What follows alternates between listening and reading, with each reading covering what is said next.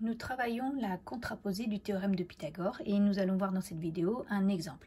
Donc on nous donne le triangle COQ tel que les trois longueurs des côtés sont connues. Donc on a CQ égale 2,3, CO égale 2,4 et puis QO égale 0,7. Donc cette figure est faite en vraie grandeur. Alors le danger, ça serait de se dire qu'on prend son équerre et qu'on essaie de se dire, oui, c'est un triangle rectangle. Eh bien, on va voir en quatrième que ça n'est plus suffisant d'utiliser son équerre pour montrer que le triangle est rectangle. Et justement, dans cette vidéo, on va démontrer qu'il ne l'est pas. Donc, on rappelle le nom du triangle. Il s'appelle COQ. On réécrit les trois données numériques sur les longueurs des côtés.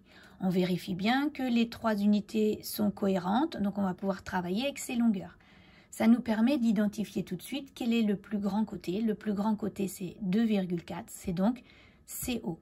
Je vais séparer les calculs en mettant le grand côté au carré, c'est-à-dire CO au carré, c'est égal à 2,4 au carré. Je prends ma calculatrice et je trouve 5,76.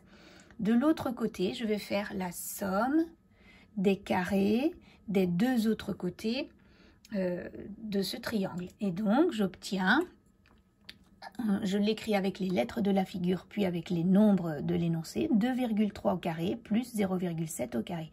Je prends ma calculatrice, mais je respecte la priorité des carrés, et je trouve 5,78. Alors, 5,76 et 5,78, ça n'est pas la même chose, même si c'est proche, ça n'est pas la même chose. Donc, je vais pouvoir écrire une comparaison qui me dit que les deux résultats sont différents.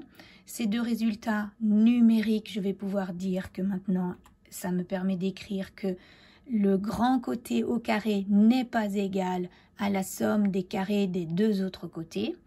Donc, à partir de là, je peux dire que c'est la contraposée du théorème de Pythagore qui va permettre de conclure que ce triangle COQ n'est pas un triangle rectangle.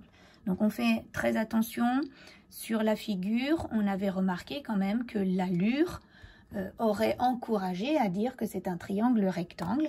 Eh bien, les calculs nous prouvent que non, mais le fait que le triangle ressemble à un triangle rectangle, c'est vérifié quand même avec des résultats qui sont proches l'un de l'autre. Mais en quatrième, on fera attention, on se méfie des figures et c'est le calcul et le choix de la bonne propriété, ici la contraposée, qui permet de conclure que ce triangle n'est pas rectangle. Voilà.